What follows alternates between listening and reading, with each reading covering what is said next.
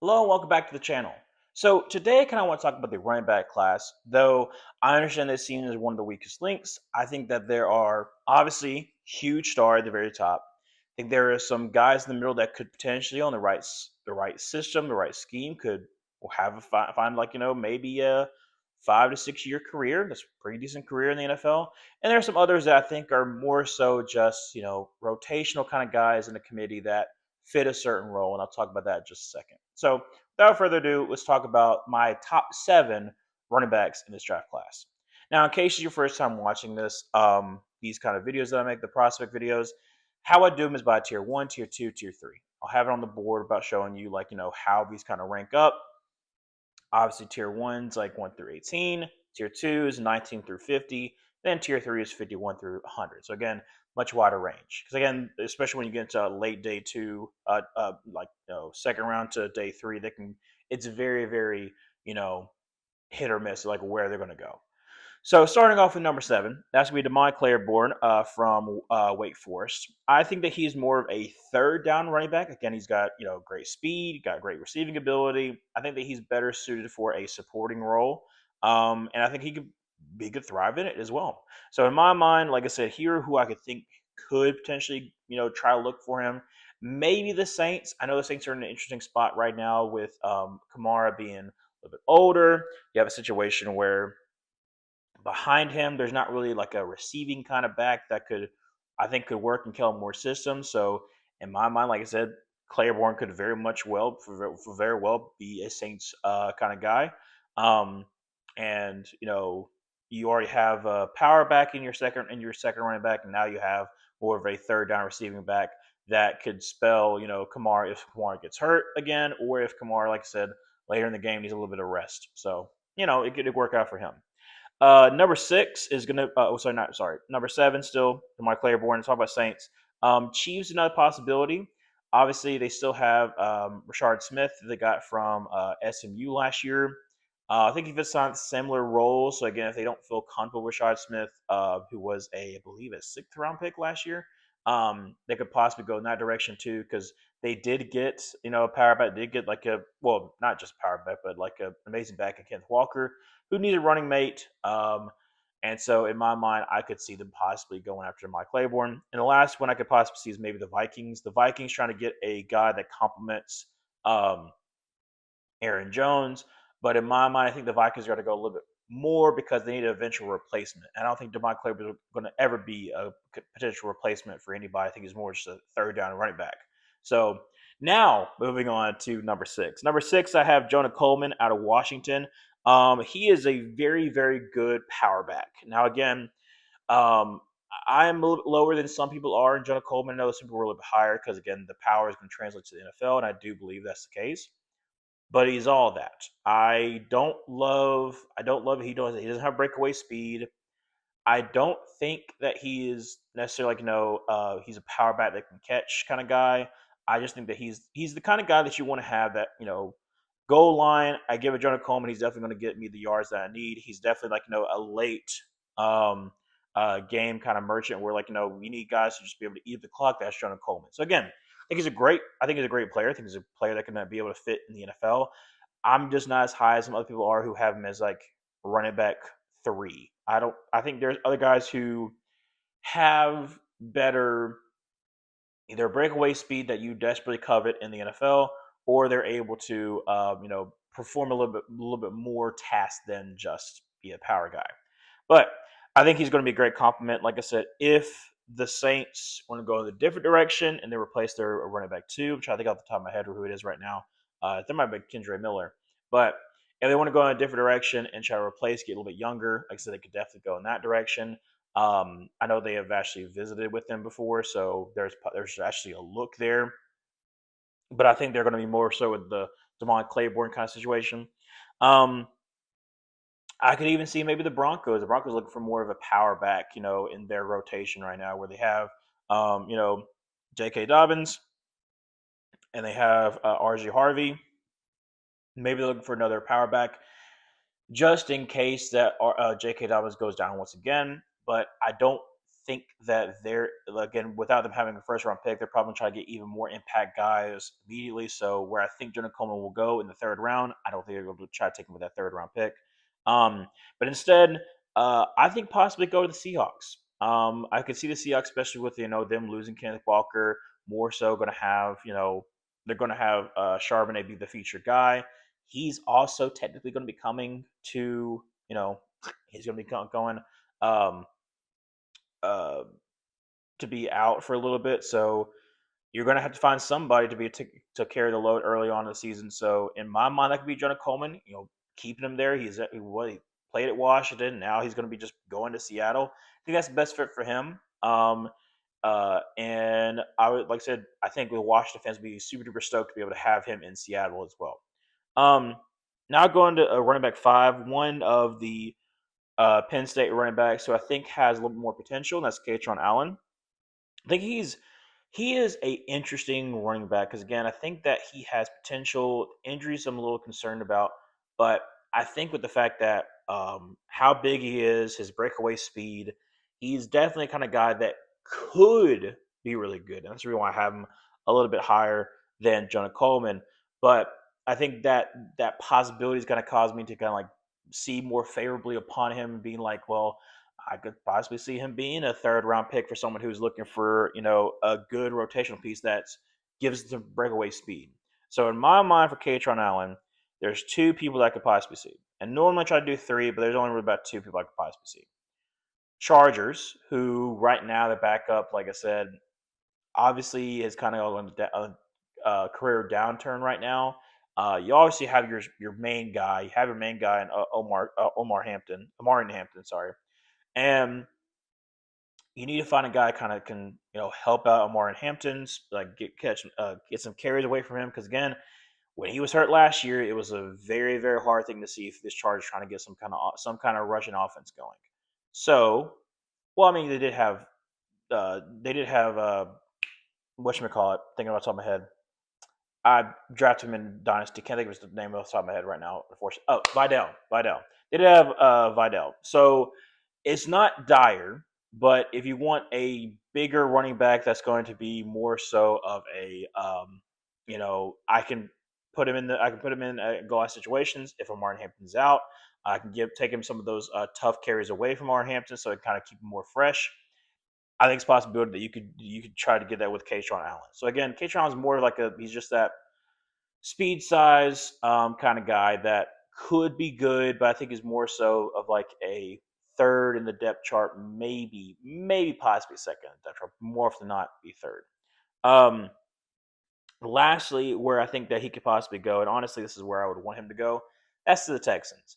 Texans are in a situation right now where they got David Montgomery, and they also, like I said, they still have Woody Marks. But they still need someone who has, home run threat. That's Kaytron Allen. So Kaytron Allen can be more so suited for that role. He's a bigger body guy that can take away some of the heavy lifting from Dan Montgomery if he gets hurt or if he needs a little bit of break. You put in Kaytron Allen, um, and I would love that for the Texans. Again, like I said, you needed that home run threat. You have two good running backs. Add another good running back to just kind of fully flesh out that running back room.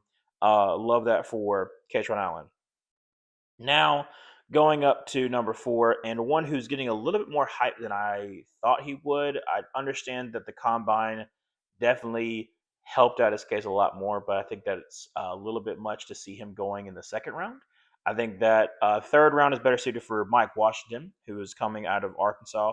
Um, had 1,000 yards. He's another one kind of like with a Kaytron Allen, where size, speed, like he's a big dude that's got some breakaway speed. Um, but I still have some of my concerns as far as like how is he going to be able to take on the load of being like the feature back in the NFL? I don't know.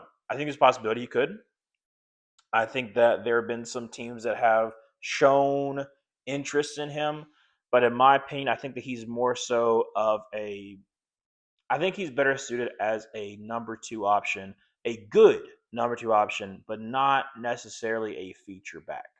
So Mike Washington, who I think he could possibly go to. Obviously, said same thing kind of with uh, if possibly he does go in the late second round. The only place I could possibly see him maybe going is to the Seahawks. Again, if they want to take somebody at 64 to replace Kenneth Walker in that same kind of role, I think that's perfectly fine with Mike Washington. Honestly, that's probably the best thing for him, but I don't think it's what's going to happen. Um, I think that like I said, Seattle's going to go for maybe like even later, like in the third round, kind of running back to replace because again they have some needs to try to replace some of their players. So I don't think they're going to spend a second round pick on a running back. Um, but he does fit that system. He does, like I said, he's got that speed, he's got that size. He's would be a really great compliment to when Charbonnet comes back. But I don't think he's going to go to Seahawks. But there's a possibility because they have actually looked at him. Um, I think even the Packers. I mean, the Packers are a situation too where they need a good number two option. Where they're looking at possibly, okay, well, we have Josh Jacobs, which is great. Behind him, do we really feel comfortable with Lloyd? I don't think that they do, but maybe they, like I said, it's a possibility, but they could probably looking for a backup. Um, would they take him in the second round? I don't think so, because again, that's be the first pick. So again, it's going to be more of a third round. So it'd be something they have to trade up for. But I think that when Mike Washington does fall out of the second round, I do think in that, mid third, I think people are going to start trying to trade up, try to get him. So again, that in my opinion is more favorable for Mike Washington instead of trying to be a feature back in year one. Honestly, I mean, like if you're pairing Mike Washington with Bijan Robinson, that's better for him. I know they did just sign Brian Robinson, but I don't feel the best by Brian Robinson being that number two option. Again, he's more of a power back than just take away some carries. But if you want another explosive option for the Falcons, if he starts falling in the third round that people want to try to trade up for to have even better dynamic, I think that's better for him. Would the Falcons do it? Probably not. But in my mind, that'd be the best place for him to go to because I know he's going to flourish in that system. Again, the Falcons' offensive line, yes, they just lost Caleb McGarry to retirement, but they did just get Jawan Taylor. I think that overall the offensive line is pretty stinking good. So again, would love to see him behind a great offensive line, uh, spelling, Bijan Robinson, let free up Bijan Robinson to basically be whatever the Falcons need him to be. Um, I mean, heck, you could probably put Bijan Robinson in the slot, honestly, if you want to give him more of a bigger role. So again, I think Mike Washington would be better suited for the Falcons, but maybe he goes to the Seahawks. Now running back three, that's Emmett Johnson from Nebraska. He's the kind of guy that I think that he could possibly maybe go in the second round ahead of Mike Washington, just because I think that he's just a solid guy. He's a solid guy. This guy, great hands. He's still has some breakaway speed, not as much as what Mike Washington, obviously, but still got breakaway speed.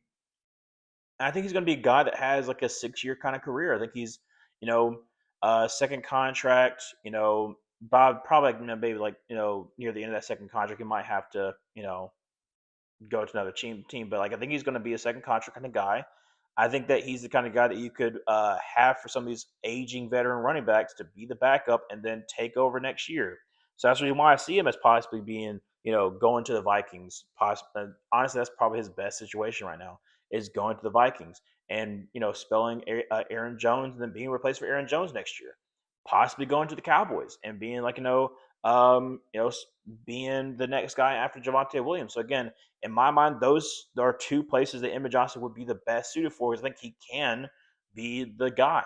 So outside of them two, maybe the Commanders. Again, the Commanders, they only have a third. They have a first and then they have third. They don't have a second round pick. So if Emmett Johnson falls to them, I think that would be a great fit for him. But I don't think he's going to last that long to their third round pick, even though they have, with the seventh third round pick, if I think correctly.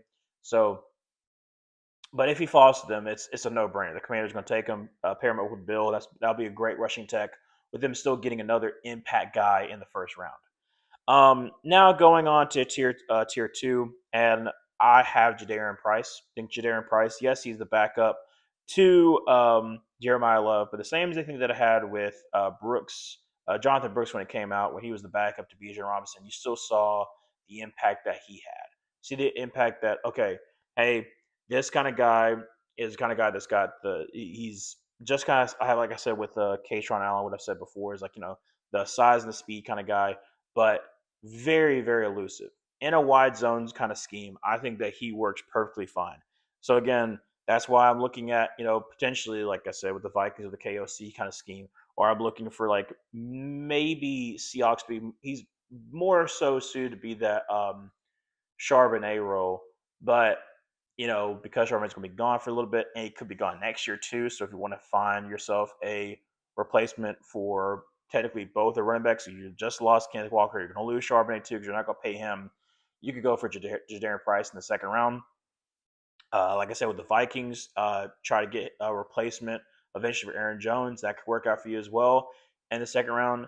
But in my opinion, and who I think that it is probably going to be, is probably going to be the Broncos. Because, like, the Broncos don't have a first round pick. They traded that for Jalen Waddle. But they need to make sure their running game is going to be good. Yes, you have RJ Harvey as a home run hitter, but he just does not have the power you desperately need. J.K. Dobbins was good last year. He's constantly getting hurt. So, in my opinion, if I'm the Broncos, I'm taking Jadarian Price, and I'm loving that pick. I'm loving getting Jadarian Price. I'm loving being able to get a home run hitter, being able to get a elusive back, and on the cheap that I just don't have to worry about the running back position because now I have a great running back room.